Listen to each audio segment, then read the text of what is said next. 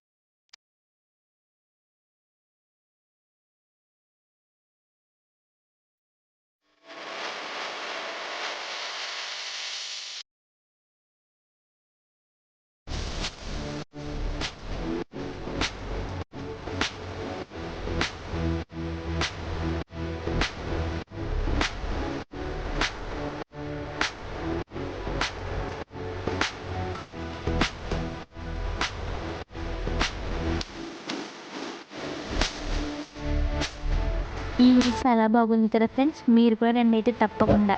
మీకు నా వీడియో నచ్చినట్టయితే లైక్ చేయండి, షేర్ చేయండి, సబ్స్క్రైబ్ చేసుకోండి. Follow for more videos. Thank you friends.